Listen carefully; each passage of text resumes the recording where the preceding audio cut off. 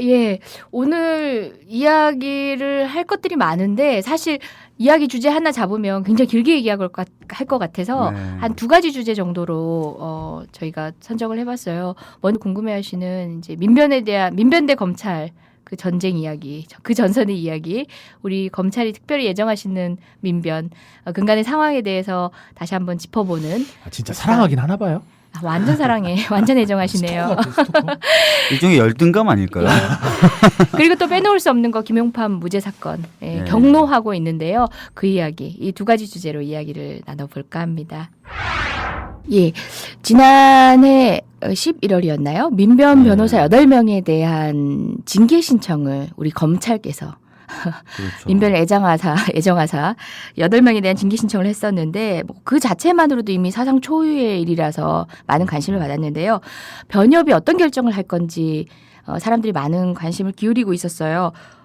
결정을 중간 결정이죠. 징계 개시 결정을 일부에 대해서는 했어요. 6명에 대해서. 그러나 2명, 그러니까 장경욱 변호사님, 여러분이 유성 씨 사건으로 많이 알고 계신 장경욱 변호사님하고 홍모 씨 간첩 사건 무죄를 이끌었던 김인숙 변호사님에 대해서는 징계 개시 신청 자체도 기각을 한 거죠. 그러니까 개시 자체를 하지 않겠다. 라고 됐습니다. 근데 6명에 대해서도 개시 신청은 했는데 밝힌 이유를 보면은 이게 그 시효 문제 때문에 개시는 한다. 근데 형사 절차의 판단을 기다려봐야 된다. 법원의 판단을 기다려봐야 된다. 이렇게 했어요. 근데 이걸 또 언론은 이렇게 따더라고요. 징계 개시. 참 손쉬워. 나도 기자할 걸. 내가 일단 지르면 돼요. 사람들이 막 팔로우. 그래서 사실상 그 대한변협의 판단은 굉장히 이제 변호사의 권리를 침해하는 방식으로 검찰의 징계 신청이 이루어졌다는데 이런 게 판단을 한 걸로 보이거든요. 네. 뭐 조금 지난 일일 수도 있어서 조금만 더 보충을 하자면 그 장경욱 변호사님은 허위 진술을 강요했다. 예. 네, 그다음에 김인숙 변호사님은 정말 어처구니 없게도 진술 거부권을 강요했다. 이렇게 됐었기 때문에 애초에 이제 그 징계를 검찰이 요구했을 때부터 이게 변호권 침해에다가 여러 가지 어떤 기본권들을 침해하는 것이다. 이런 얘기가 있었죠. 그래서 대한변협이 두 분에 대해서는 아예 징계를 할지 말지를 고려하는 절차를 시작하지도 않겠다라고 결정을 한 거고 이제 6분은 지금 기소가 돼 있는 분들이죠. 집시법 위반이나 공무집행 방해 이런 걸로. 그래서 그분들에 대해서는 일단은 한번 따져보겠다라는 식의 결론은 내렸어요. 저는 그럼에도 불구하고 6명에 대해서도 징계 개시 신청을 하지 않는 방식으로 결정을 했으면 어떨까. 그 시효라는 얘기를 하는데 징계 대상 혐의가 있는 그 혐의 행위가 있는 날부터 3년이라는 시효가 있다고 하네요. 그럼에도 불구하고 6명은 형사 절차 중에 있다면 사실상 형사 절차 결과가 나오고 난 뒤에 유죄로 판결이 났을 때는 거기에 대해서 검찰이 또 통보를 하고 징계를 할 수 있는 절차를 별도로 밟을 수 있잖아요. 그렇다면 이번에는 개시 신청 자체를 막는 게 어땠을까? 그게 변호사 단체로서 적절한 대응이 아니었을까 생각을 해요. 그러게요. 그렇게는 됐는데 아마 조심스럽게 예상을 해보면 지금 이번에 새로 이제 변협 회장이 된 물론 변협 회장이 다 결정할 수 있는 건 아니지만 별도의 조사위원회가 있고 징계위원회가 징계위원회가 있으니까요. 있지만 그래도 하창우 변호사가 이제 변협 회장이 됐는데 후보 시절부터 이 검찰의 징계 개시 신청에 대해서는 상당히 이제 변호사 단체의 자율성이나 독립성을 해칠 가능성이 크다면서 비판적인 입장을 강력하게 밝혔었어요. 그래서 조심스럽게 예측을 좀 해보는 거죠. 이 6명이 비록 징계 개시 결정이 됐지만 징계 결정이 내려지긴 좀 어려울 것 같다라는 생각이 좀 들고 지난번 또 진행됐었던 권영국 변호사님 등 그 당시 이제 대한문 앞에서 경찰들하고 재판 받고 계신 거죠? 계신 분들이 그 공판에서 보니까 검찰이 이제 이 변호사들 그 당시 이제 같이 기자회견이나 이런 데 참여했었던 변호사들의 어떤 위법 행위를 입증하는 것이 굉장히 어려운 상황이다라는 보도들이 나오더라고요. 그 얘기 말씀하신 거죠. 검찰이 변호사들이 경찰 때렸어요 하고 비디오를 틀었어. 동영상 틀었어요. 근데 그 동영상에 변호사가 맞고 있어. 맞아요. 변호사들이 끌려 나오고 있어. 끌려 나오고 있어. 예. 막 완력에 의해서 막 예. 특히 그 모자이크 처리가 돼 있는데 언론 기사를 보니까 최성령이 음각이 확실해. 예. 최성령이 우리의 권영국 변호사님의 멱살을 쥐고 있더라고요. 맞아요. 우리의 예. 남대문 아이만 최성령 얘기는 많은 분들이 아시고 계실 것 같은데 그 언론에서 모자이크 처리된 그분이 바로 최성령 경비과장입니다. 모욕죄 아니죠. 그럼요. 명예훼손죄 아니죠. 아니, 공개된 공무집행, 재판에 나온 건데요. 그럼요. 뭐. 또 공무집행 중이었던 그렇죠. 경찰 담당자의 행태에 대해서 객관적으로 비디오에 드러난 부분을 묘사했을 뿐입니다. 네. 저는 어떤 그래서 평가를. 검찰이 그게 핵심적인 증거다라고 해서 음. 그 동영상을 틀었는데 정작 그 경찰들에게 어떤 행위를 했다고 하는 폭력 행위를 했다고 네네. 하는 변호사들이 막 끌려 나오고 막 이런 장면들이 나오니까 예. 오히려 검찰이 상당히 당황했다고 미리 동영상을 안 봤을까요? 막 재판 들어오기 직전에 막 받아서 그냥 왔나? 아니면 그 프레임을 갖고 보면 그 내용들이 안 보였을까요?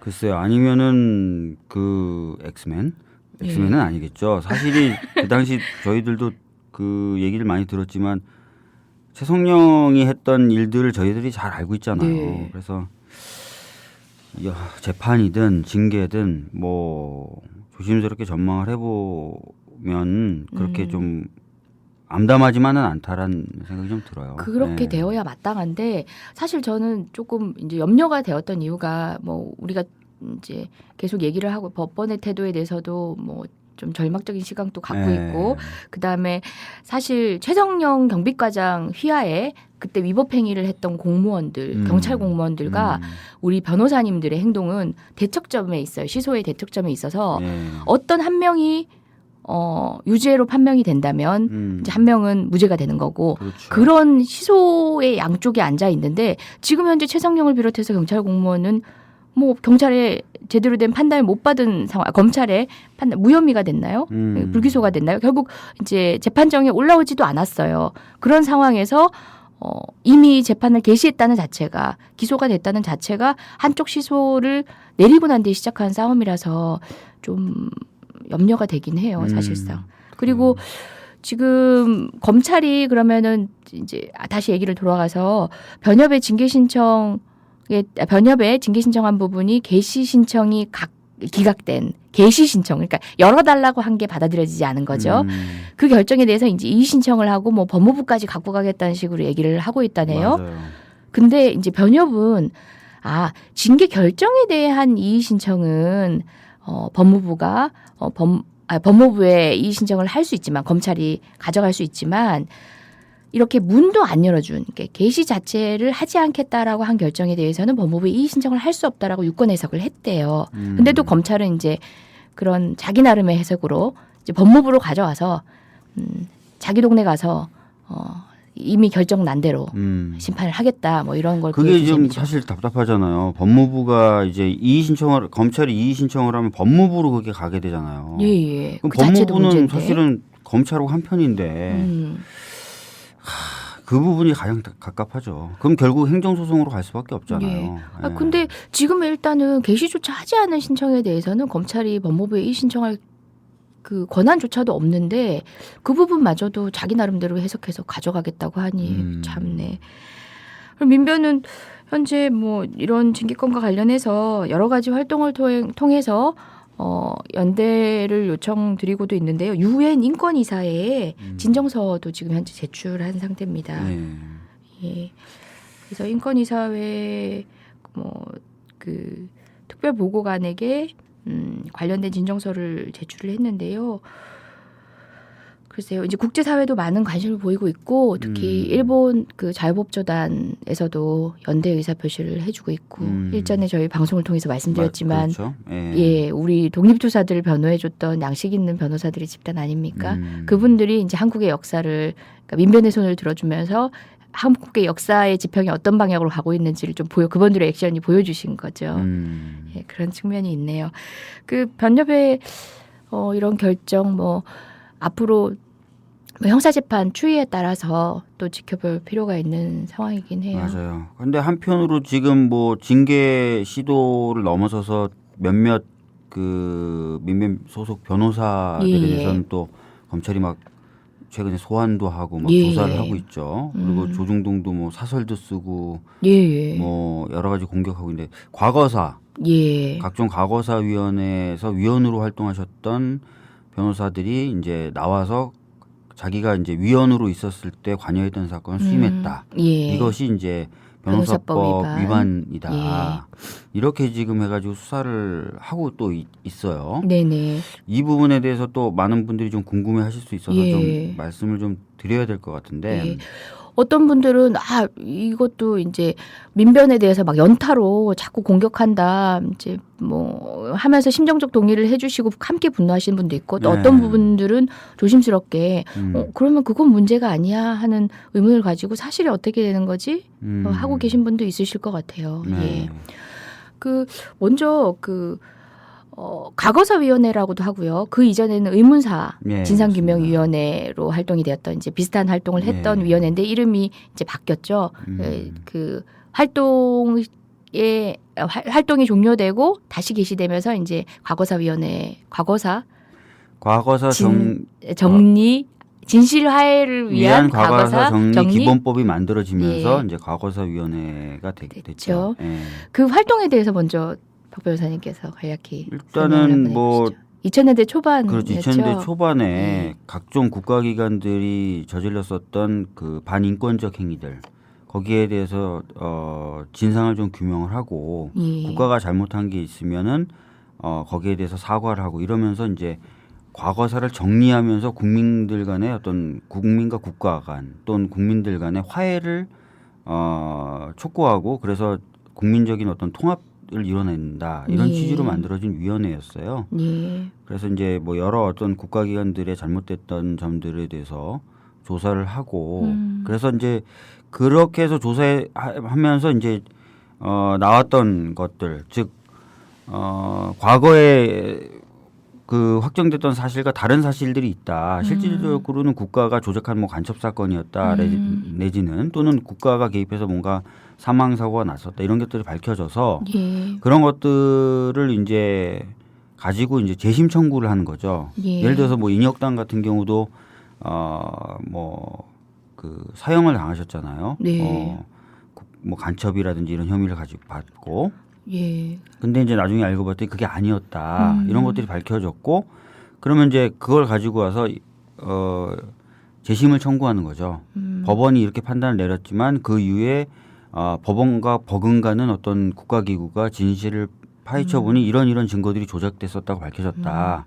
그러니 다시 한번 판단해달라고 재심을 청구하고 재심 청구해서 이분들은 무죄였다라고 무죄가 나오면 다시 그 무죄 판결을 가지고 국가에 대해서 손해배상 청구를 또 이제 예. 하는 그런 예. 시스템으로 가는 거예요. 예. 근데 당초 설계 자체는 손해배상까지 할 수 있을지 예. 또는 이제 이게 재심을 법원에서 받아서 정말 재심 개시를 해서 무죄를 받을 수 있을지도 명확치는 않던 상황이죠. 네. 예, 요거는 제가 좀 이따 할 얘기랑 또 연결되니까 여러분 기억하고 계시고요. 근데 과거사위원회에서 규명한 사건들의 대부분은 결국은 유신헌법 당시 우리 현 대통령님의 아버님이 이 나라를 통치하시던 그 당시에 있었던 많은 그렇죠. 일들이 대상이 됐었어요. 그리고 뿐만 아니라 과거사위원회뿐만 아니라 그때 당시에 이제 가해자적 그러니까 3공화국 그 유신헌법 당시에 가해자적 위치에 있었던 검찰 그리고 국정원 이런 데서도 과거사위원회가 각각 만들어졌었어요. 그러니까 검찰은 안 만들었어요. 경찰, 국정원 등 이제 정작 자기들이 과거사와 관련된 부분을 조사하고 스스로가 관여했던 위법행위에 대해서 반성하겠다라고 만들어졌음에도 불구하고 자료 제출도 미협조하고 협조도 잘 이루어지지 않고 굉장히 곤혹스러운 일정들이었던 것 같아요. 이제 떠올려 보면. 그런 결과를 거쳐가지고 결국은 이제 요새 여러분들이 가끔 이제 뉴스를 통해서 듣게 되는 재심이 개시되고 무죄 판결을 받고 또 손해배상이 이루어지고 이제 이런 상황까지 온 거죠. 네. 예. 원래는 과거사 정리 기본법에 보면은 이 결정이 나고 나서는 그 결정에 따라서 여러 가지 화해가 이루어지도록 국가가 여러 조치를 네. 해라라고 돼 있어요. 그래서 원래 그 법을 설계했던 사람들은 따로 뭐 재심 청구하고 따로 손해배상 청구하고 이렇게 하지 말고 사실은 국가가 우리가 잘못했다라고 인정을 하면은 바로 거기서 여러 가지 조치들이 이루어지도록 설계를 하고 싶었는데 그런 예. 법 최종적으로는 그렇게 안 됐어요. 그러면서 이걸 들고 나가서 이 피해를 본 사람들이 또 법원문을 두드려야만 되는 구조가 두드려야만 했던 되는 구조가 마지못해 됐던 거죠. 그까지 가야 되는. 예. 그러니까 아까 말씀하신 대로 그렇다고 해서 그러면 이 과거사위원회가 결정해 준 게 재심 사유가 되느냐, 재심이 받아들여졌다고 해서 국가배상 청구가 되느냐, 다 미지수인 상태로 그냥 또 한 번 버려둔 거죠.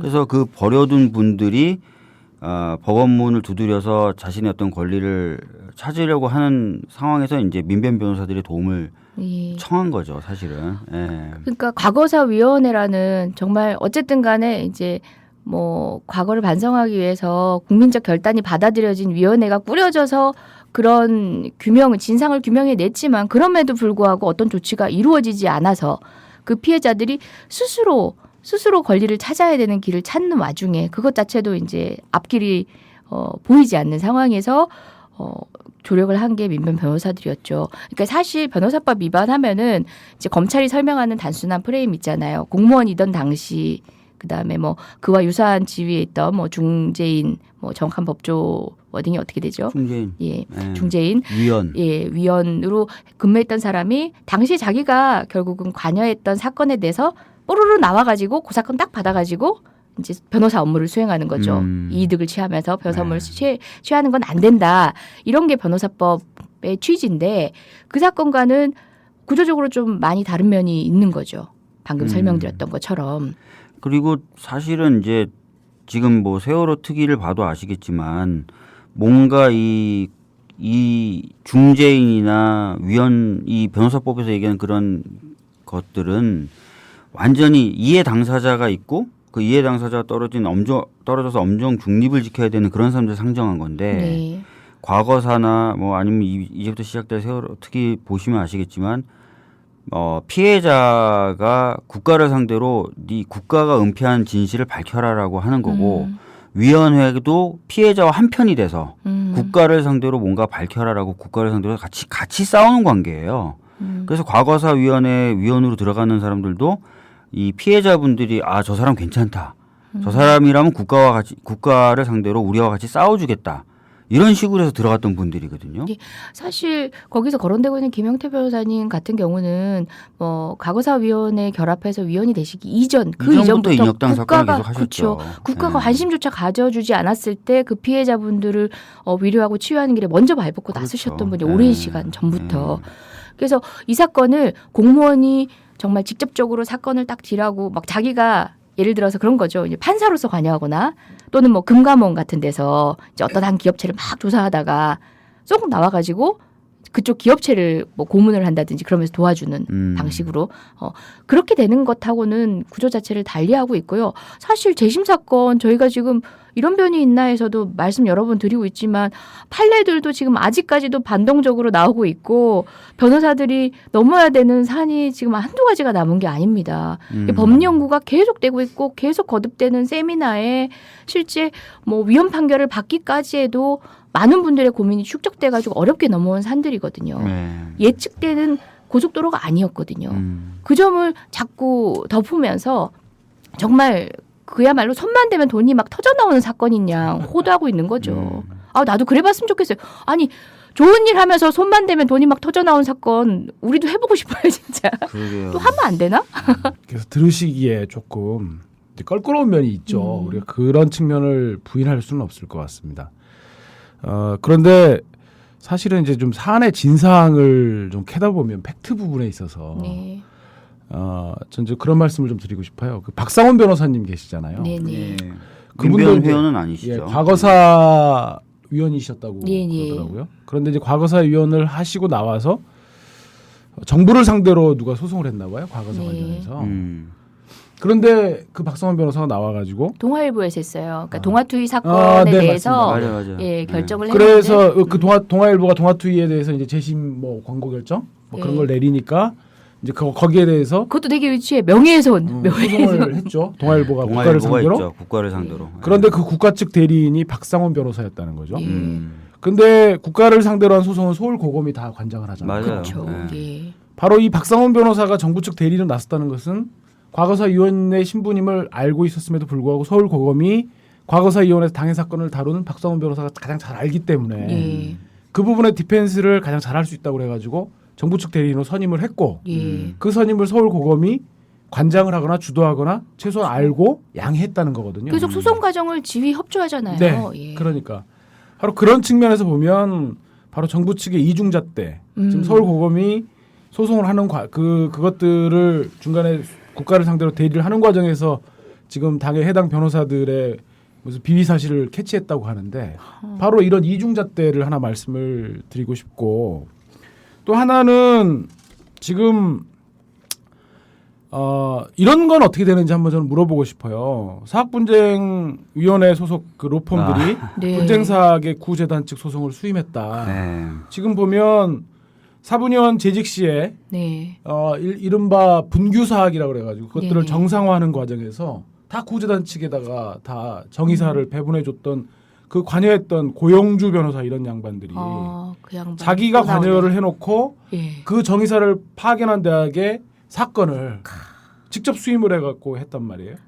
구재단 측 소송 수임 변호사가 사분위원 위축되고 현직 사분위원이 교육부 상대 소송을 대리하는 게다가 그거는 법률 위반을 떠나서 정말 도덕적으로도 참 비난할 바가 큰 사건에서 좋습니다. 네. 뭐 구도가 똑같다고 칩시다. 뭐 도덕적인 것들은 서로 바라보는 잣대가 다를 수 있으니까. 그러면 이런 것들을 왜 그만두냐는 거예요. 더군다나 지금 법조 비리를 캔다는 지금 중앙지검이 보면 김영태 변호사님도 지금 소명을 하셨잖아요. 예. 당시 수임료를 소가의 10% 내지 15%를 받는 것이 일반적인 관례였으나 300억이 넘는 소가여서 1%만 받기로 하고 나머지 수임료 부분에 해당하는 10% 정도를 공익재단으로 만들어서 실제로 거기에 따라서 그 김 변호사님의 권유에 따라서 사구재단이라는 게 만들어졌다는 거 아닙니까? 예. 그렇게 해서 공익적인 활동을 하도록 권고했고 그 권유에 따라서 유족들이 그렇게 하고 계시다라는 거고 물론 일반인들이 들으시기에 300억 소가의 1% 3억도 결코 작은 돈이 아닙니다. 하지만 그것을 우리 변호사들이 보기에 정말 변호사로서 최소한의 수임료를 받았다 우리가 볼 수 있는 거잖아요. 뭐 10여 년의 결과죠. 더군다나 10여 년의 그 이상의 착수금도 한 결과는 푼도 했죠. 받지 않고 1, 2, 3심을 다 대리해가지고 그 사실 뭐 내심 고생하신 거에 비해서 이제 많다고 생각하신 분도 있지만 사실 좀 뭐 일반적인 변호사가 늘 그렇게 받을 수 있는 건 아니니까 그게 많고 적다를 가지고 지금 저희가 뭐 설명드릴 수 있는 건 아닌 것 같고 네, 그렇죠. 사실 뭐 부러운 면도 있긴 그러니까 하지만 제가 말씀드리고 싶은 건 네네. 그거예요. 아이고. 그러면 사분이라든지 나아가서 지금 만연해 있는 법조 비리를 한번 보라는 거예요. 전화 한 통에 그 돈 이상인데 아니 검찰총장 출신 변호사들 전화 변론해갖고 세금 탈루하고 다 그런 것들 뻔히 알면서 그런 것들은 다 내버려 두면서 자기네들이 과거 사건을 디펜스하는데 가장 적격이고 가장 잘 디펜스할 거라고 생각해서 과거사위원회에 계셨던 박상훈 변호사를 정부 측 대리인으로 선임하기까지 했던 그 검찰이 이제 와서 이중잣대로 그러한 속내들을 다 알면서 번연히 민변을 상대로 이렇게 칼을 들이대면서 거기다가 박상훈 변호사님 비민변 회원 한 명 끼워 넣어가지고 고생 많네요. 구색 예. 맞추기로 하는 이런 치졸한 짓을 우리가 용납해도 될 것인가? 그리고 지금 또 그 백성원 변호사님하고 김희수 변호사님도 입장을 발표하셨잖아요. 네. 그렇죠. 전혀 착수금이나 이런 돈을 받은 바 없고 네. 검찰이 지목하고 있는 사건은 그분들이 수행한 사건과 전혀 관계없기 때문에 앞으로 더 이런 보도가 나오면 검찰과 언론을 네. 상대로 분명한 법적 조치를 취하겠다고 하셨는데 정말 분노할 수밖에 없는 네. 것 같아요. 그분 몇몇 분, 과거사 위원이었던 몇몇 분만을 겨냥한 게 아니에요. 지금 동아일보 사설을 보면은 민변이 과거사 사건을 하기 위해서 TF를 꾸려. 그러니까 같은 식의 어떤 위법 행위를 하고 있는 양, 작당을 또는 돈에 눈멀어서 하고 있는 양 하는데 그 이제 돈에 눈먼 변호사 중에 하나가 저잖아요, 지금.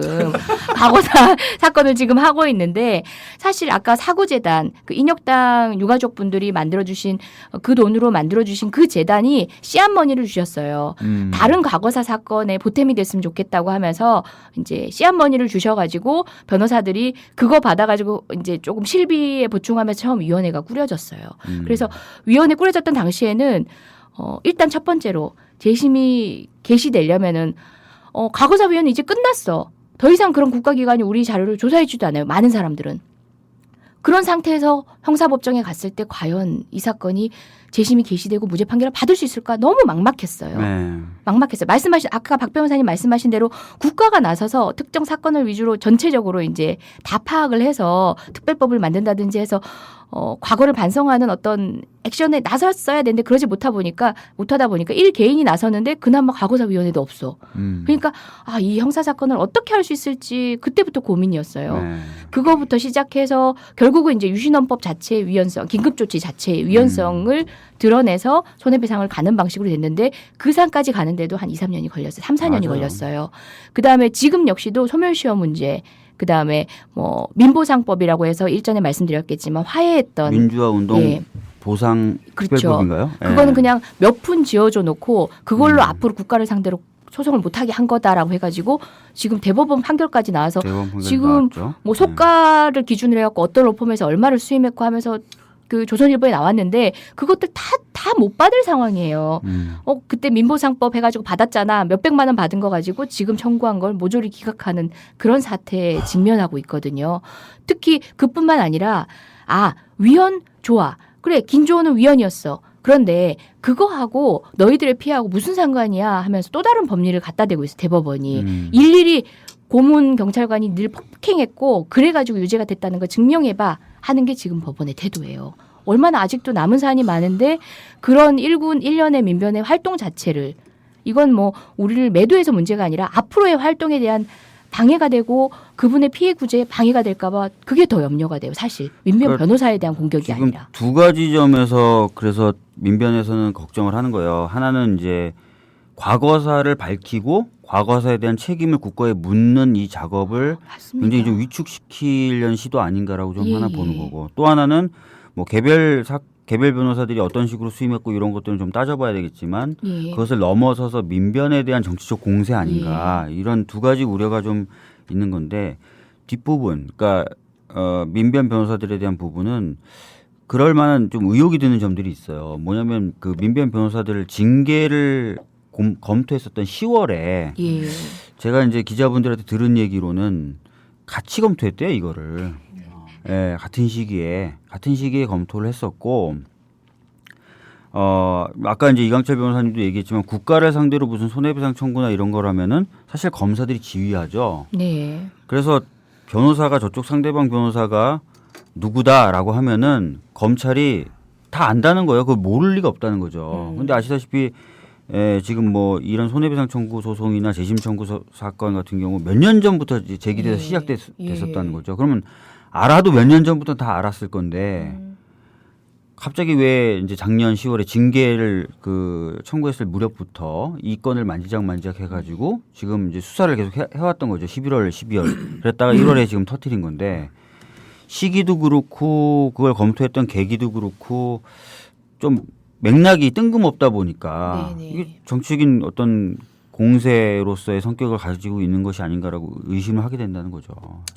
그러니까 뭐 이제 그런 측면이 있고 이제 중립적인 관점에서 보면 또 아마 검찰이 노리고 있는 건 전 그거라고 봐요.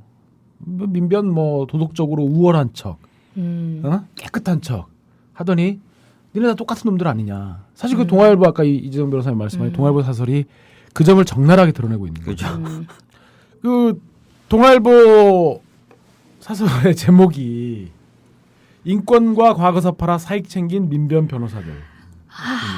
사익 챙기고 싶다. 여기 보면은 무슨 저 삼척 고정 간첩단 사건 등에서 총액 90억 원에 이르는 국가 상대 손해배상 5건을 수임한 혐의를 받고 있다. 민변 소속의 모 변호사님께서 어쩌고저쩌고 하더니 당초 취지는 좋았지만 인권보호를 명목으로 정당한 사법권 행사까지도 방해하는 일이 있었다.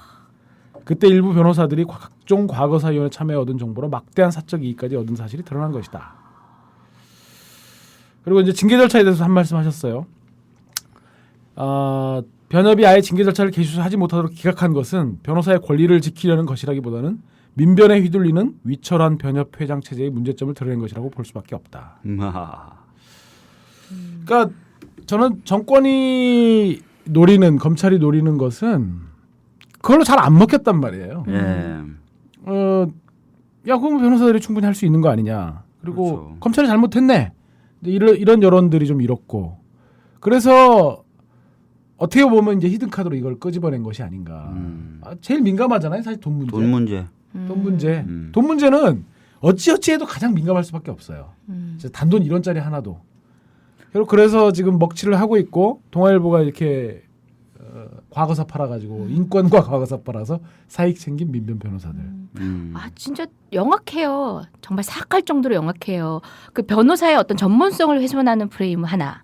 그 다음에 이제 변호사업을 통한 금전 문제 하나.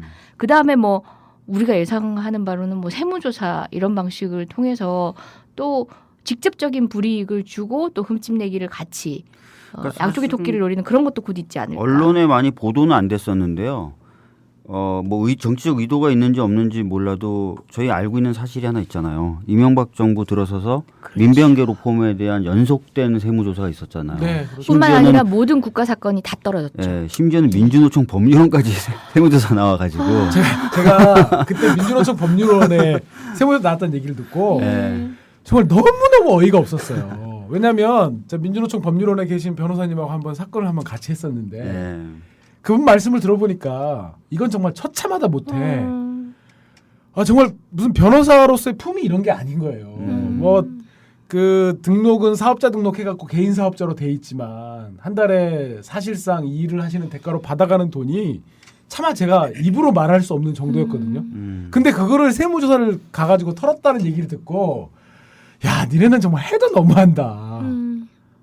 야 여기를 털면 대한민국의 영세 사업자를 포함해가지고 세무조사 대상이 아닌 곳이 없는 거거든요. 그렇죠. 예. 치졸해도 너무 치졸하다. 말은 그렇게 했대요. 사건은 많이 하는데 신고된 수익은 적어서 몰라서 갔니? 돈을 빼돌린 거 아닌가라는 생각에서 세무조사를 했다 그러더라고요. 야, 참. 그러면 저희 로펌도 지금 만만치 않은데요. 사건은 많은데 저희 로펌은 100% 신고하고 이런 얘기 하면 안 되는데 괜히 또 타겟될라. 그럼에도 불구하고 참 수입은 적어. 그때도 뭔가 나왔으면 대대적으로 언론 보도를 했었겠죠. 근데 참 이게 세무조사를 한번 당한다는 게 사실 저 사업하시는 분들 또 자영업 하시는 분들 세무 당하신 분들 아시겠지만 그 정말 그 기분 참 뭐랄까요 비속어지만 더럽고 비참하다고 하더라고요. 제가 과거에 어떤 일이 있었냐면 이런 얘기 해도 되나 모르겠는데 돼요. 그 참여정부 돼요? 네, 돼요. 네 편집해 주세요. 참여정부 이제 모 실세를 이명박 정부 때 이제 그 박연차의 돈을 받았다 그래갖고 네네. 이제 그 구속돼서 그 재판을 하는 사건을 이제 변론을 했었는데 거기에 그 대검 여기까지 나가면 안 되는데 아무튼 전관 출신 네.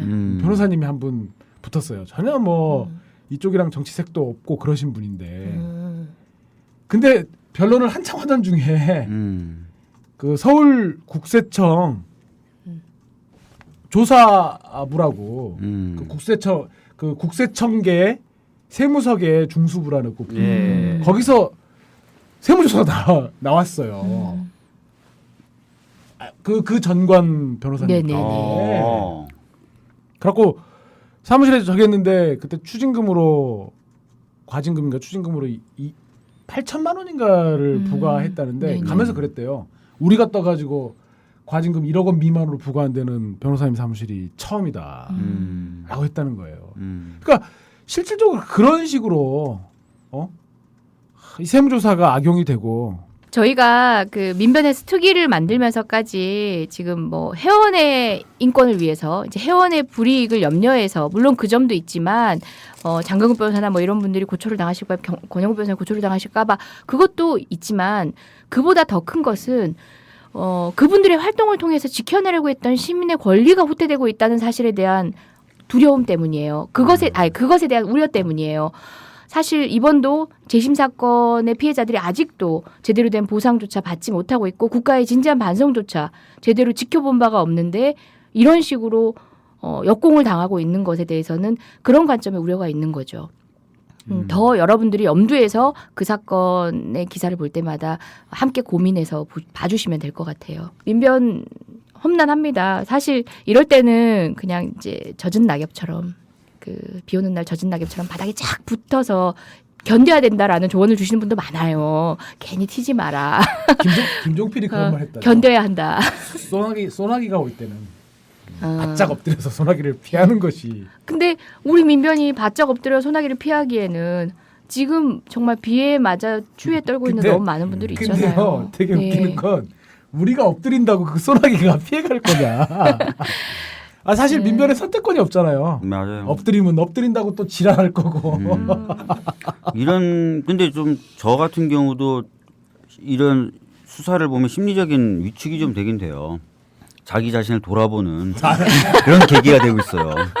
갑자기 혹시 뭔가 있나? 약간 모두가 아니 없지 않을 거예요. 그건 분명한 아니 사실. 뭐 예를 들어서 그 영화 같은 거 저작권 다운받고 뭐 이런 것도 있잖아요. 아니면은 네? 사무용 그 있잖아요. 뭐 뭐라 그러나 소프트웨어. 예. 그냥 무료로 사용하고 있는 거 혹시 없나? 들이닥칠까 혹시?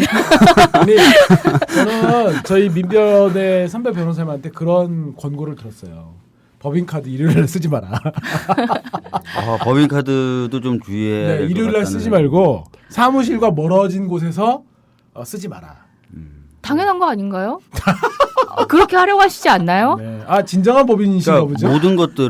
모든 것들을 되돌아보는 계기가 되고 네. 있어요. 아, 민변 전체가 더 맑아지고 있는. 되돌아보는 계기가 자기 검열이 아니라 그런 방식으로도 근데 되는구나. 박 변호사님 말씀을 들으니까 매사에 낙관적이고 네네. 네. 이렇게 생각하시는 것도 좀 좋은 것 같아요. 또 되돌아보는 측면 또 하나 있어요. 예를 들면 이제 민변에 뭐 징계 계시 8명 막 이런다. 그럼 전화가 와. 너는 거기 포함 안 되니? 아쉽게도. 너 열심히 하길래 포함됐을 줄 알았어요. 맞아요. 열심히 들었다는 거죠. 아니 저도 그런 소리 들었어요. 넌 뭐 하고 다니는 건 네가 뭐 민변 다 하는 것 같더니 이름이 징계도 안 없더라. 되고. 맞아요. 돌아보게 됩니다. 네. 돌아보게 됩니다. 네. 그런 측면에서도 또 되돌아보게 네, 되고 되돌아보게 묘한 됩니다. 경쟁심이 생기나요 혹시? 그럼 우리 내년에는 저희가 한번 징계 비징계 싫습니다. 제가 유사한 경험을 했는데요. 제가 96년도에 그 연대 일로 이제 수배를 한번 당했었거든요. 네, 그때 한 총련 관계자 수배 전단이 이렇게 붙여졌어요. 네. 예. 근데 이제 제가 그때 모처에 이제 있었는데 그분이 씩씩거리면서 그 수배 전단을 들고 오더니 야, 네 이름 있는 줄 알았더니 없더라. 투쟁을 드렸네. 네, 그때 예. 좀 돌아보게 됐어요. 돌아보게 되시고. 근데 사실상 이렇게 웃으면서 얘기하지만 저는 위축 효과 없지 않다고 생각해요. 있죠. 예. 저 뭐 내세울 건 아니지만 이명박 정권 당시에 재판장에 섰었잖아요. 그때 그렇죠. 1심 재판을 받으면서 굉장히 모욕감을 많이 느끼고 정말 자괴감 스스로 되게 힘들었어요. 많은 분들이 지지해 주시고 연대해 주시고 도와주심에도 불구하고 너무 힘들어서 2심 재판 항소심 갔을 때는 1심에서 유죄 판결 받고 항소심 가서 무죄를 받았는데 가서는 저는 아무 말도 안 할래요. 이렇게 얘기했어요. 그냥 판사하고 언쟁을 하는 것 자체가 싫고 아무 말도 안 할래요. 최후 진술도 안 할래요 하다가 최후 진술 검찰이 이제 징역형을 구형하는데 또 울큰해서 최후 진술 해야겠더라고요. 내가 또 입 다물고 있을 내가 아니잖아요. 딱 최후 진술을 하면서 제가 진짜 솔직한 마음이었어요. 반성을 안 하고 있다는 게 검찰의 항소의 취지고 반성을 안 하고 있다는 건데 반성이라는 게 윤리적 의미의 사람의 마음에 이제 반추하고 이렇게 반성하는 거라면 법이 강제할 수 있는 건 아니고 사실상 네. 이제 겉으로 느끼는 건데 그런 의미의 반성은 그래 맞다 안 하고 있다. 그럼에도 불구하고 다시 똑같은 일이 생기면 똑같은 죄를 저지를래라고 묻는다면 내가 똑같은 상황이 생기면 똑같이 이렇게 할래라고 묻는다면은 그런 의미의 법률적 반성은 있는 것 같다. 왜냐하면 나는 이제 나서서 이런 일을 또 겪는다면 내가 과연 자신감 있게 나설 수 있을까? 아니요, 나는 이제 못해요. 못해요. 그런 의미에서는 검찰께서 얘기하시는 반성 충분히 하고 있네요. 그런데 이런 내가 과연 변호사로서의 자격이 있을까요? 그런 얘기를 했었어요. 그러니까 나 스스로도 그 재판을 겪으면서도 그렇게 위축이 됐었다는 걸 제가 법정에서 얘기한 적이 있어요. 제가 그 이재명 변호사님이랑 유사한 경험을 제가 예, 했었는데요. 맞아요. 이제 간접 경험도 있고 예. 직접 경험도 있는 게 이제 2008년도에 이제 중앙일보가 저를 쇠파이프 변호사라고 힘든 했는데 시간이셨죠. 예. 그 판결은 2011년 9월달에 선고가 돼서 네. 한 3년 동안 이제 사실 소송을 이제 서면 쓰고 네. 했잖아요. 그러니까 혼자 이제 그 상대방 쪽에서 오는 서면을 보면은 뭐 저는 완전히 무슨 저 깡패 변호사인 거예요. 그쵸. 법정에서 뭐 목소리 쇠파이프 옹호한 무슨 저 개념 없는 법률적으로 변호사지. 전문 지식과 예. 품위에 뭐 근거해서 변론하는 게 아니라 그냥 혼자 막 분노하고 막 뭐 거기 보면 그런 말도 있어요. 저게 변호사인가 싶을 정도였다 막 이제 그런 표현도 있고. 그래서 이제 그냥 혼자 묵묵히 서면을 쓰고 있으면 야, 씨발 진짜 욕 나와. X 같네 막 이제 이런 생각도 들고. 아니 씨발이라고는 하시고 나서 왜 그 뒤에 있는 말은 X를 그 뒤에 말은 조금 더 이제. 근데 그러면 참 내가 어쩌다가 그때는 그리고 이제 그 테이프가 공개될지 말지도 막막했고 그리고 테이프 안에 어떤 얘기가 들어있는지 솔직히 저도 잘 몰랐고요. 그쵸, 예. 그리고 하다 보면 무슨 생각도 드냐면 내가 진짜 정부 정책을 반대하다 보면 쇠파이프를 들어야 된다고 했나? 이런 생각도 들어요 진짜로. 예. 그러니까 참 또 기왕 시작한 일이고 내가 도덕적으로 저들한테 밀리는 게 아닌데 이제 그러면서 막 혼자 그런 글들에 알게 모르게 조금씩 막 상처도 받고 이제 그런 네. 경험들을 하면서 참 이제 이런 생각들을 하는 이제 직접 경험도 있었고 또 하나는 그 촛불 재판 하다 보면 이제 그렇잖아요. 그분들 통상적인 경로가 48시간 동안 유치돼 있다가 네. 정식 재판 이제 청구하고 재판하잖아요. 첫 기일에 진술 증거 다 부동의하잖아요. 네. 이분들 태도를 보면 뒤로 갈수록 자세가 수그러들고 맞습니다. 변호사를 대하는 태도도 뒤로 갈수록 공손해지고 음. 가령 처음에 접견감은 이분들 거의 뭐 독립투사예요. 맞아요. 니네들 뭐 민변 변호사들 말이야 나 변론해야지 목에 힘 조금 들어가 계시고 그러다가 이제 정식재판 청구할 때만 해도 이게 좀 이제 그야말로 내가 무슨 죄를 졌냐 민주시민으로서 촛불 하나 든 게 무슨 죄냐 근데 이제 첫 기일날 증거부동의하고 그 증거 신청한 그 진술인들이 이제 안 나오잖아요. 네. 다 제대한 그 전의경들이어가지고. 그러니까 붙잡아 갔던 경찰들을 이제 그렇죠. 법정에 불러야 되는 그래서 거였죠. 형사소송법상 이제 진술 증거를 부동의하면 그 진술인들이 법정에 나와서 예. 이제 해줘야 되는 절차가 있기 때문에 이 사람들이 안 나와요. 한 기일, 두 기일, 세 기일 계속 공전돼요. 제가 8번까지 기일이 공전된 걸 경험했거든요. 그럼 이분들은 재판 있으면 그날 자영업자들은 땡치고 학생들은 저기 뭐야 결강하고 이렇게 나온단 말이에요. 또 근로자들은 월차 내고 나오시고 한 번, 두 번, 세 번, 네 번 나올 때마다 이제 답답하고 무기력해지는 거죠. 나와서 아무 말도 못하고 다음 기일 잡히면 또 돌아가야 되고 그러니까 언제까지 이래야 되냐. 그러면서 기일이 한 7, 8번 되니까 어떤 피고인 한 분이 저한테 그런 얘기 하시더라고요. 다음번에 촛불 집회하면 나 안 나올래요. 그런 거거든요. 예. 그러한 과정에서 정말 그런 경험들을 보면서 지금 이재명 변호사님 말씀하신 것도 같은 맥락일 거예요. 그런 것들이 다 위축 효과죠.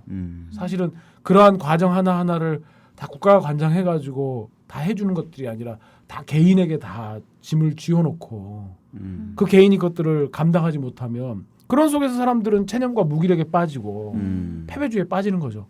내가 이러는 것들이 정말 바위에 계란치기구나. 다음부터는 나서지 말고 조용히 찌그러져 있어야지. 뭐 내가 뭐 이런 생각들을 다 하시면서 참 변호사님 고생 많으시네요. 예. 제가 너무 가슴이 아팠어요. 그래서 사실 연대가 필요하고 서로 독려해주고 용기주고 칭찬해줄 필요 있어요. 저희도 칭찬해주세요. 사실 저희 팟캐스트에 이렇게 이제 게시글 올려주시는 거 안 본 척하지만 다 보잖아요. 이게 또 되게 요즘 게시글이 좀 적은 것 같아요. 이게 여러분들께서 그냥 해주시는 칭찬이지만 그게 하나가 되게 뭉클하고 와닿고 듣는 입장에선 그러기도 해요. 그러니까 많은 분들이 서로 그러실 것 같아요. 힘내세요. 여러분들은 잘못한 게 아니에요 하는 말. 그러니까 형사법정에 있는 다른 분한테 이렇게 말씀드려야 되잖아요. 홍유리님 늘 우리한테 이렇게 격려해 주시고 저는 정말 특정 팬을 지칭하여. 처음에 박준민 변호사님의 팬이셨는데 그렇죠. 정말 저희 그 셋 변호사들한테 이렇게 늘 친구시기도 해요. 또 격려해 주시고 네. 이렇게 또 커피 나무에 또 이게 그때 홍유리님이 달아주신 거 아니었나요? 뭐 선물도 이렇게 갖다 놓고 가시고 다른 분도 많이 달아주셨지만 그래서 우리 홍유리님께도 좀 감사의 말씀 고정팬 관리인가?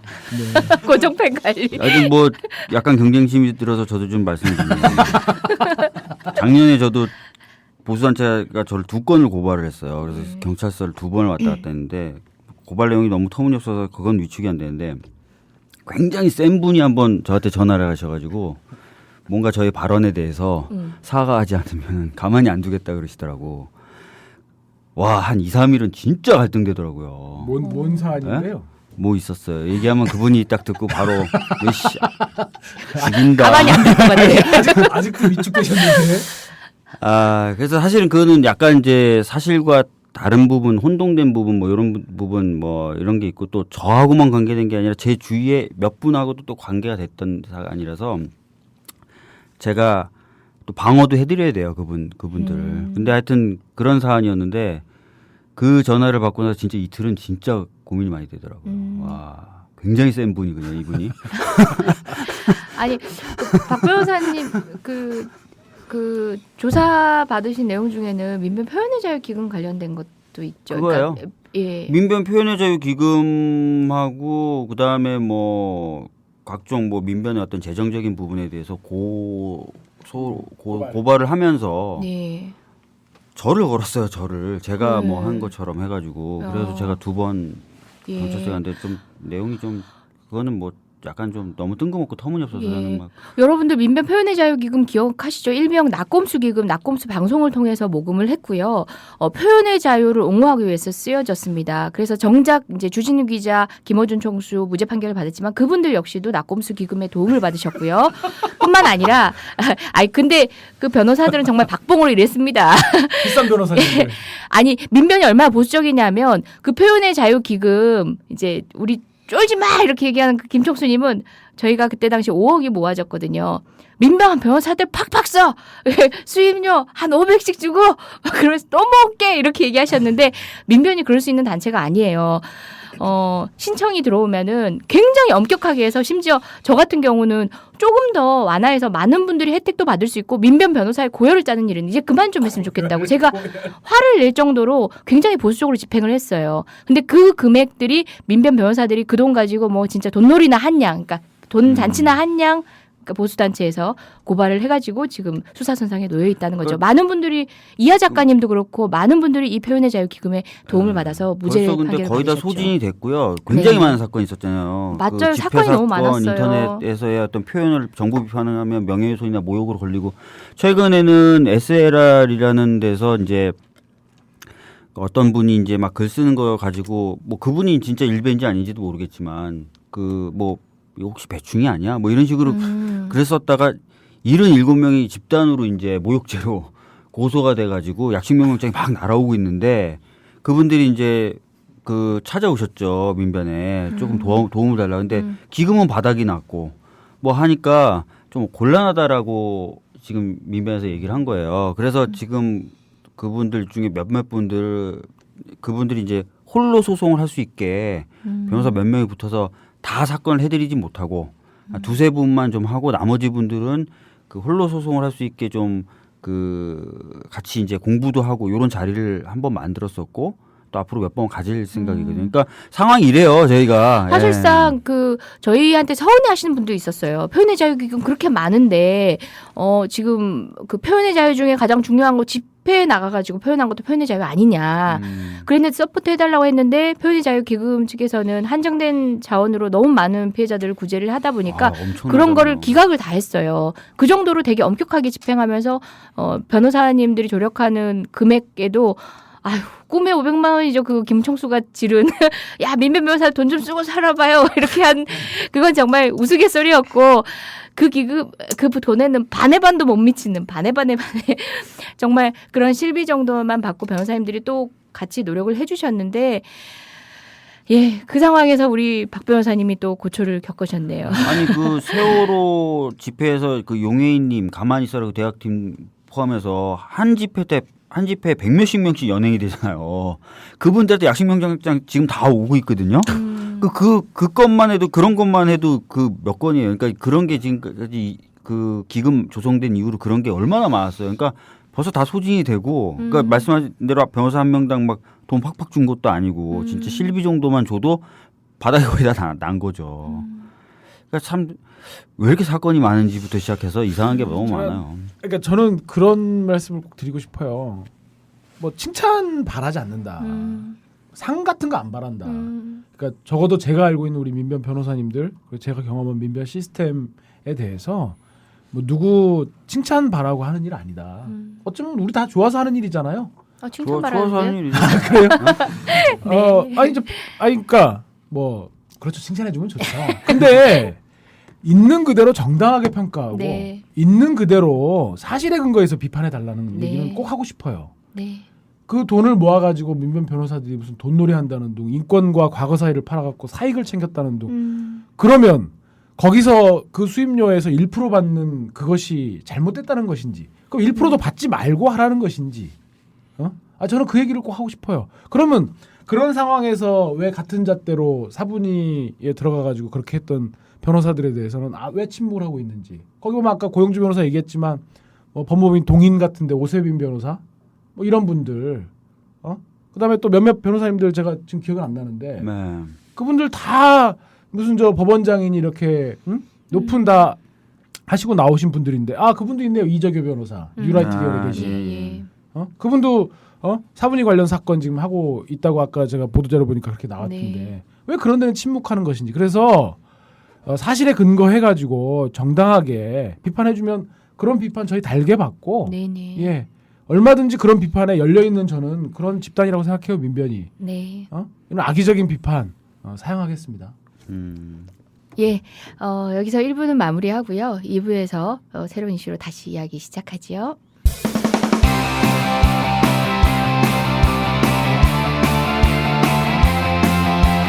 지금 여러분께서는 이재정, 이광철, 박주민 변호사가 진행하는 이런 변이 있나를 듣고 계십니다. 이 방송은 매주 금요일 낮 4시부터 5시 반까지 국민 라디오를 통해 가장 먼저 청취하실 수 있고 팟캐스트 포털 팟빵에서 다시 들으실 수 있습니다.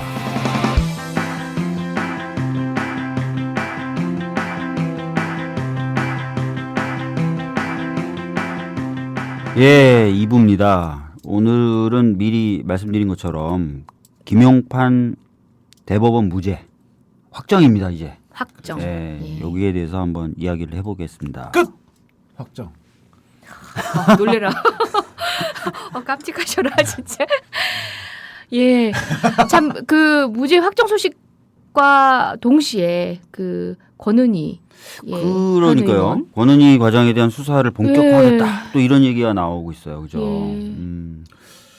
그 사건을 한번 또 되짚어 보면 참 2012년 12월 그 또 11일로 가야 되겠죠. 네. 역삼동의 한 오피스텔 거기서 국정원 직원이었던 김하영 씨가 그 오피스텔 안에서 불법 선거운동을 하고 있다라는 제보가 있어가지고 이제 그때서부터 시작이 됐죠. 약 한 7시간이 지나가지고 2012년 12월 13일에 그날 오후 2시에 이제 김하영 씨가 자기 노트북하고 데스크탑을 경찰에 임의 제출하는 형식으로 해서 그 앞에 대치는 끝났었고요. 네. 그리고 나서 바로 서울경찰청이 이제 수경찰서가 수사를 했고 그때 권은희 수사과장이 수경찰 수사과장이었죠. 그리고 이제 디지털 포렌식 등을 통해서 12월 16일 날 그날 TV 토론이 있었던 날이었습니다. 네. TV 토론 끝나고 1시간인가 2시간 있다가 경찰이 중간 수사 발표를 네. 했었죠. 그래서 TV 토론 끝나고 9시 반인가요? 그때 이제 양 후보 대변인이 TV에 출연해서 오늘 중으로 발표했을 거라고 얘기를 했고요. 그죠? 네, 그랬죠. 네. 그때 새누리당 선대위 대변인이었죠. 예. 오늘 수사 발표가 있을 거다. 뭐 이런 식의 또 그래서 천기를 사람들이- 누설했다가 네, 사람들이 다 놀랐죠. 예, 김용판이 서울경찰청에 수사 발표를 해가지고 국정원이 선거 개입한 흔적을 예. 찾지 못했다고 했고. 네.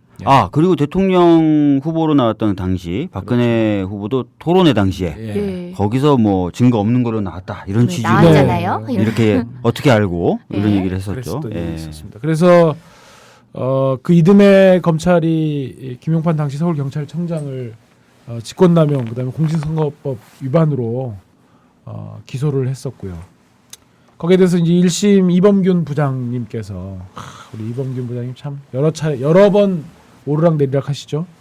그래서 전부 무죄를 선고하셨다가 또 항소심도 무죄 취지로 항소를 기각했고 검찰의 항소를 기각했고 이번에 대법원에서 상고를 기각해가지고 확정이 됐습니다. 그러고 났더니 김용판은 역시 역사적인 진실이 밝혀져서 반갑다. 이제부터 그 진실을 흐리려 했던 사람들에 대해서 책임을 묻겠다라는 식으로 해가지고 좀 권은희 의원을 수사를 하느니 마느니 하는 얘기까지 지금 진행이 되고 있는 상황이죠. 1심 때부터 계속 지적돼 왔던 어떻게 보면 기소와 재판 과정에서의 문제가 항소심을 거치면서도 유지가 됐었고 대법원에서도 최종적으로 그런 판단을 뒤집지 않았는데 제가 생각했을 때 가장 큰 문제는 이제 검찰이 기소를 하면서 실제로 어떤 실행행위를 했다고 할 수 있는 그 밑에 있는 그 경찰들은 전혀 기소하지 않고 김용판만 기소를 하고 그죠? 네. 그렇죠. 그러고 나서 김용판 재판 때 그 김용판 그 기소 안 됐던 어떻게 보면 그래서 김용판과 한 편이라고 그렇죠. 부를 수도 있는 실질적으로 피고인석에 있어야 될 사람들이 있어야 됐을 수도 있었던 사람들이 막 나와가지고 증인이라는 이름으로 증인이라는 이름으로 나와서 김용판에게 유리한 진술을 막 하고 그래서 그 많은 사람들이 진술과 권은희 현재 의원이죠. 의원의 진술이 정확히 대척점에 놓이면서 이 권은희의 말을 믿을 것이냐. 숫자로만 한 거죠. 네, 저쪽의 말을 믿을 것이냐. 산수만 하신 거죠. 이런 개수에서. 상황이 이제 빚어지게 됐고 그 과정에서 그 권은희 의원의 말을 안 믿는 식으로 가면서 이제 판단이 내려지는. 그 저희가 사실은 저희 이 방송에서 김용판 사건에 대해서 한번 집중적으로 다룬 적이 있었기 때문에 네네. 아마 들으신 분들은 기억이 나시겠습니다만은 그러니까 법정에 이제 18명의 경찰이 증인으로 나왔다는 거 아닙니까? 네. 권은희하고 나머지 서울경찰청 그다음에 수서서의 경찰관들 이런 사람들이 나왔다는 건데 지금 말씀하신 것처럼 결국은 17대 1에 다수결로 이제 결정을 한 거죠. 17명과 권은희 증인이 대척된다. 17명의 진술에 비춰보면 권은희 진술은 믿을 수가 없다라는 건데 이제 그거를 파고 들어가 보면 이해할 수 없는 것들이 한두 가지가 아니라는 거죠. 그렇죠. 그래서 제일 대표적인 게 그 17명의 경찰은 박주민 변호사님 지적하신 것처럼 잠재적인 피해자 신분이었다는 네. 거죠. 특히 이병하, 최현락 같은 경우에는 맞습니다. 피해자로 입건이 되어가지고 실제로 검찰의 수사를 받았던 사람들인데 기소 대상에서 빠진 거죠. 그렇죠. 그래서 저는 그 점에서 검찰의 기소 유지에 공소 유지에 심각한 문제가 있다. 피해자를 기소한 거에서부터 증거를 선별하고 하는 부분들에 있어서 특히 증거는 권은희 의원 당시 수사과장의 진술에만 절대적으로 의존해가지고 네. 그러한 진술들의 신빙성을 뒷받침할 만한 공소 유지를 안 사실상 했죠. 못했고 네. 더군다나 그 지금 저 최동욱 검찰총장 쫓겨난 뒤로는 윤석열 팀장 축출되고 나서는 아예 검찰이 이 사건에 대해서 실질적인 공소 유지를 하지 않았다는 부분들 이제 그것들은 좀 지적이 돼야 될 것 같고요. 네. 또 하나 석연치 않은 것은 석연치 않은 게 아니라 저는 이범균 부장이 이 판결을 갖다가 말아먹었다고 생각을 하는데요. 그 대표적인 게 제가 한번 인용을 해보겠습니다. 시사인의 335 2014년 2월 13일자 내에 나온 부분들을 그대로 한번 읽어볼게요. 네. 경찰은 한결같이 입을 맞추고 나왔다. 어떤 경찰은 메모까지 들고 법정 증언대에 섰다가 재판장의 제지를 받기도 했다. 입 맞추는 모습이 여실히 드러났다고 느꼈던 장면이었다. 한 경찰 간부가 통화한 시각까지 정확하게 기억하고 증언을 하자 재판부가 상세 답변이 나오는 게 오히려 상식에 안 맞는다라고 지적까지 했다. 그때 당시에 그 김용판 재판을 늘 들어가서 모니터링했던 기자의 당시 네. 그 회고입니다. 즉 이범균 재판장은 재판 진행 중에 경찰 측 증인으로 나와서 김용판의 무죄 취지의 증언을 했던 사람들의 증언의 신빙성에 관해서 자기가 이렇게 지적을 한 거예요. 재판 과정 내내 의구심을 표했죠. 네, 네. 니네도 입 맞추고 나온 것 같다. 이렇게 메모지를 갖고 그리고 오히려 그리고 사실 우리가 어제 일도 어제 무슨 일이 일어났다고 할 때 대강 몇 시경 정도까지 기억하지 초까지 기억은 못 하잖아요. 네. 근데 당시 경찰관들이 이미 2012년 12월 그 상황으로부터 많은 시간이 지난 다음에 초까지 기억을 해갖고 증언을 한다? 이건 입 맞추고 나온 거잖아요. 네. 잠재적 피의자들, 처벌을 받을 수도 있는 사람들, 김용판과 공범이었던 사람들의 증언의 진술을 실제 법정에서 이렇게 의구심을 표명했던 재판장이 나중에 이 17사람들의 증언 내용에 비추어 보니 권은희 말이 다르다고 해가지고 무죄를 그 권은희 진술의 신빙성을 배척했는데 또 이범균 판사가 그 얘기도 했잖아요. 이 17명이 직책도 다르고 근무처도 다른데 모여서 입을 맞췄을 리가 없다. 이렇게 얘기를 했는데 그게 네. 직업법관으로서 할 말입니까? 판결문에 보면 그런 표현을 쓰죠. 정말 과연 네. 몰랐을까요? 과연 몰랐을까요? 몰랐을까? 아니 말씀하셨다시피 재판 과정에서 수차례 그런 본인의 생각을 드러내는 식의 지적을 했잖아요. 네. 그러니까 본인의 인식의 지점이 어느 지점이라는 걸 본인도 보여줬어요. 그럼에도 불구하고 판결 결과가 그랬다는 거는 저는 자신의 양심에도 반하는 결론에 이르렀다는 그리고 생각밖에 이제 들지 또 하나 않아요. 저희가 짚어봐야 될 것은 그러면 권은희는 그러면 왜 거짓 진술을 했겠나? 동기를 살펴봐야 됩니다. 네네. 두 가지 측면이 있겠죠. 첫째는 대선 결과 영향을 미치려 했다? 아닙니다. 2013년 4월 19일 날 폭로했어요. 이미 대선이 끝나고 박근혜 정권이 출범한 지 한 달이 두 달이 다 되어가는 시점에 폭로를 했다고요. 네. 그때 경찰의 소임을 마치고 검찰은 사건을 송치한 날이었습니다. 두 번째, 사사로운 이익, 승진, 영달. 그러면 박근혜 국회의원 정권이 출범을 되려고. 했는데 국회의원 되려고. 그것까지 내다보고 예. 박근혜 정권이 출범을 했고 박근혜 정권의 정통성에 직격탄을 미치는 것들을 그 사람이 폭로를 했는데 개인적인 영달을 미칩니까? 이거는 말이 안 되는 거예요. 예. 이런 식으로 치면 성폭력 범죄에 있어서 강간 사건이라든지 이런 피해자들 진술은 다 배척되는 겁니다. 만약에 성폭력 범죄를 당했던 사람이 증언을 내놨는데 거기에 대해서 이 사람은 거짓말쟁이요라는 취지의 증인을 100명을 확보해가지고 법정에 세우면 성폭력 사건에서 다 무죄 나는 거죠. 뇌물 사건, 뇌물을 준 사람의 제보자의 진술, 이런 것들 다 마찬가지인 거죠. 과연 이러고도 항소심도 무죄를 주고 저는 대법원도 무죄를 줬다는 게 아무리 검찰이 공소유지를 엉망으로 했다고 하더라도 이해할 수가 없고요. 예, 어쨌든 이병균 판사의 1심 판결을 2심 이어받고 이제 3심까지 대법원까지 온 건데요. 그럼에도 불구하고 대법원 판결 어떻게 보십니까? 두 가지를 좀 봐야 될 것 같아요. 예. 대법원에 이 사건이 올라온 게 기록을 보니까 2014년 6월 16일 날 이 사건이 올라왔습니다. 그로부터 7, 8, 9, 10, 11, 12, 1. 7달 만에 상고심, 네. 형사사건의 불구속 사건의 판결이 7달 만에 선고가 됐죠. 이정 변호사님, 대법원 형사상고심에서 불구속 사건인데 1년 안에 판결 선고된 게 있나요? 혹시 경험하신 게? 이렇게 안 떠오르는 거 보면 거의 없다고 저는 없습니다. 그리고 그냥 저만 그런진 몰라도 대법원 가면 하세월이다.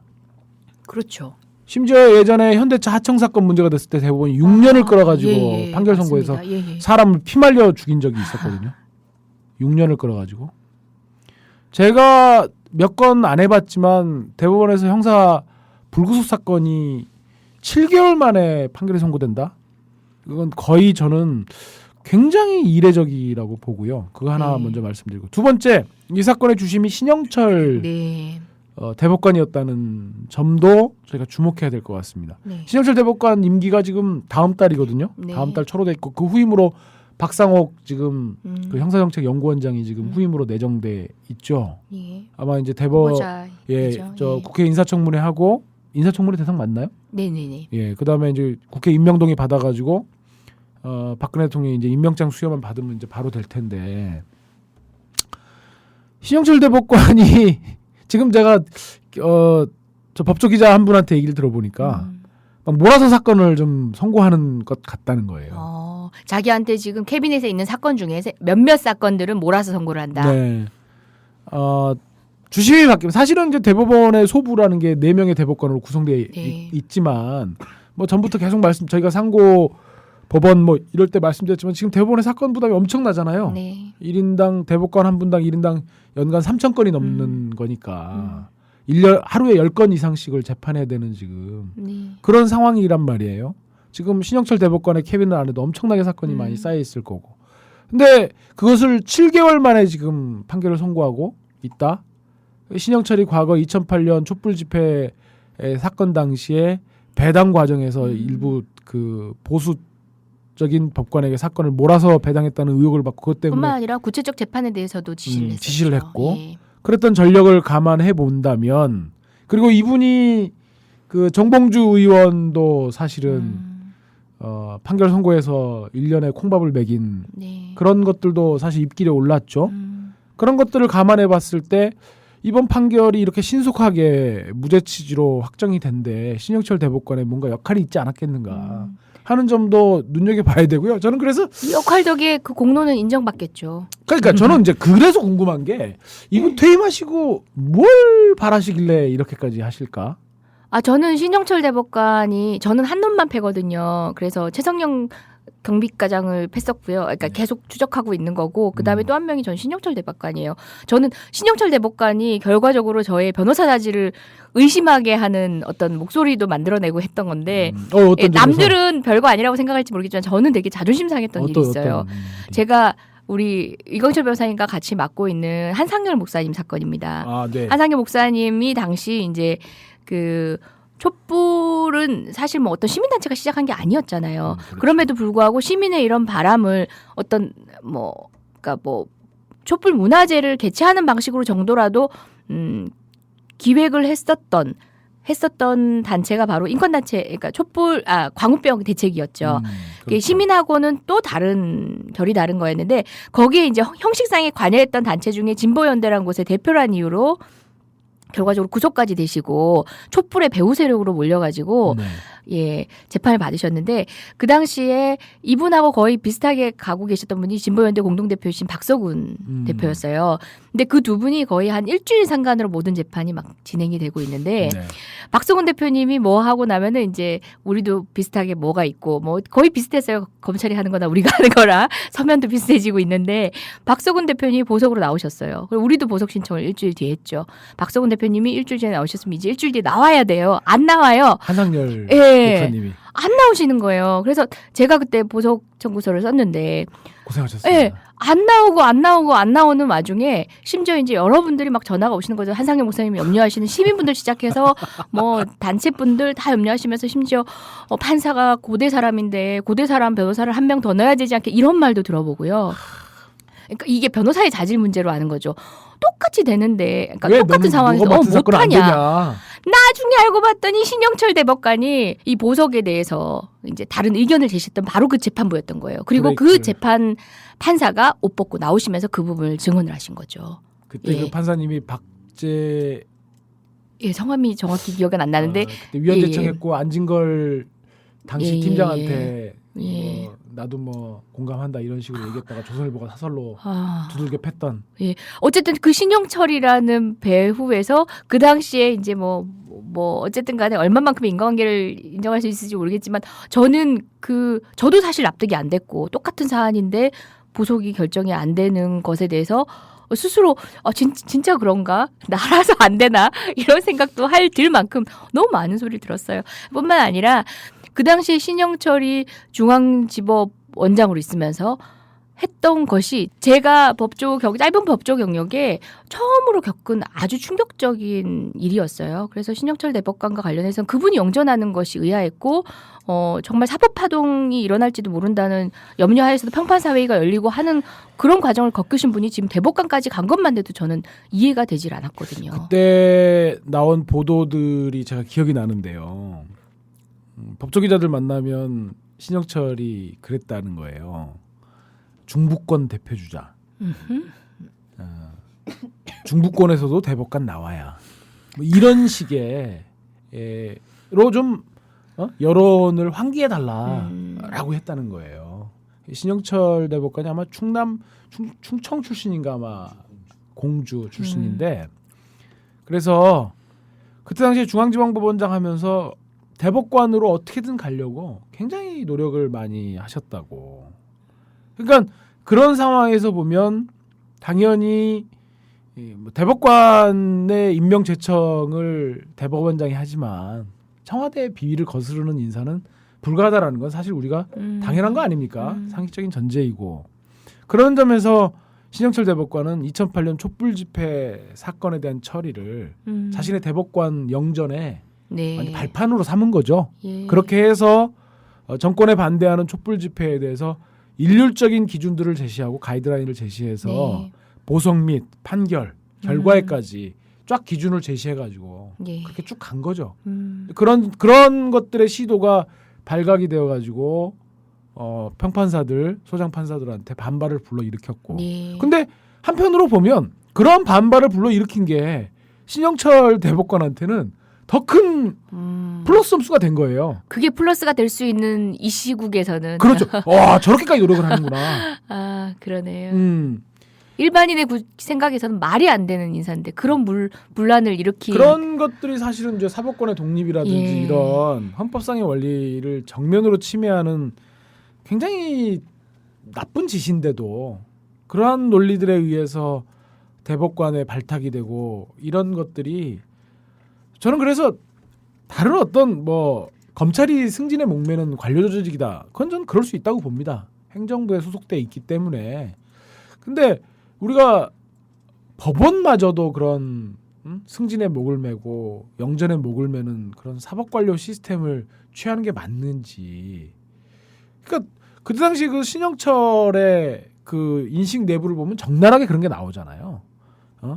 이게 좀 튀지 말고 무슨 국법 질서에 협조해야 되고 이런 식의 지금 김용판 얘기를 하다가 조금 옆길로 샜는데 그래서 바로 그러한 것들이 지금 사법부가 1심에서 이범균 부장이 보여줬던 그런 정말 자유심증주의를 아예 오남용한 적나라한 그런 사례부터 시작해갖고 신영철 대법관이 7달 만에 완전히 그냥 상고를 기각하는 걸로 확정지어버린 것들을 보면 정치 권력에 예속된 정치 권력의 눈치를 보는 그리고 정치 권력에 영합하려고 하는 우리 사법부의 그런 시스템의 한 단면이 적나라하게 보이고 또 그런 최근에 우리가 여러 번 말씀을 나눴지만 최근에 우리 법원이 보여주고 있는 이른바 자기의 정체성들 과거사라든지 그다음에 노동 관련 뭐 쌍차 정리해고 사건이라든지 뭐 이런 여러 가지 사례들에서 보이는 그 흐름에서 비춰볼 때 사법부가 스스로 사법부이기를 포기하고 그냥 사법부죠. 그러니까 그 한자로 네. 쓰면 그냥 무슨 외무부 내무부 할 때 그 부로 다시 전락해가는 것이 아닌가 이런 정말 우려가 정말 듭니다. 네, 이광철 변호사님이 이제 자유심증주의라는 말씀을 하셨는데 일전에도 한번 설명드린 적은 있는 것 같은데 그 어떤 증거를 취사 선택할 때, 그러니까 우리가 흔히 뭐 증거의 신빙성 이런 얘기하죠. 증언의 신빙성 이런 얘기를 하는데. 문서 증거일 수도 있고 이제 법정에서 증인의 진술일 수도 있는데요. 그거를 취하고 말 것은 법관의 자유에 맡겨져 있다라고 하지만 이게 네 마음대로 해라는 아니잖아요. 네 마음대로 해라가 아니라 아까 이 사건 같은 경우만 하더라도 권은희 수사과장, 권은희 현 의원의 증언과 그 밖의 수사관의 증언은 그 밖의 수사관의 증언이 100트럭이 오더라도 권은희 수사관의 증언을 더 무겁게 받아들여야 되는 게 자유심증에 따르더라도 자명한 사실이에요. 그렇지 않다면 숫자만 센다면 뭐 초등학생이 재판을 해도 되는 거죠. 아니다. 이건 초등학생을 모욕하는 길이에요. 초등학생도 그 정도의 가치 판단은 삼척동자라고 할까요? 그럼 삼척동자를 한쪽은 다 아는 사람이에요. 아이 참 표현이 부적절했어요. 예. 그렇습니다. 그런 자유심증주의라는 게 흡사 자유가 광범위하게 주어진 것처럼 들리시겠지만 여러분들도 이미 숙지하고 계시겠지만 말씀드리자면은 엄격한 한계가 있고 그만큼 법관에게 무거운 책임감을 준 그러한 자유라는 거죠. 예. 예, 저희 뭐 오늘은 두 가지 주제로 말씀 나눈데도 시간이 부족했네요. 혹시 이번 주에 이제 저희가 다뤘어야 되지만 못 다뤘다고 생각되는 주제가 있으면은 다음 주에도 저희가 또 같이 말씀을 나눠보도록 할게요. 예, 오늘 이만 줄이고요. 다음 주에 뵙도록 하겠습니다. 국민 라디오 지지하는 4가지 방법 아시나요? 다운로드하기, 별점 주기, 댓글 달기, 구독하기. 국민 라디오를 보다 많은 이들에게 전할 수 있는 가장 손쉬운 방법. 다운로드하기, 별점 주기, 댓글 달기, 구독하기. 잊지 마세요. 다운로드하기, 별점 주기, 댓글 달기, 구독하기.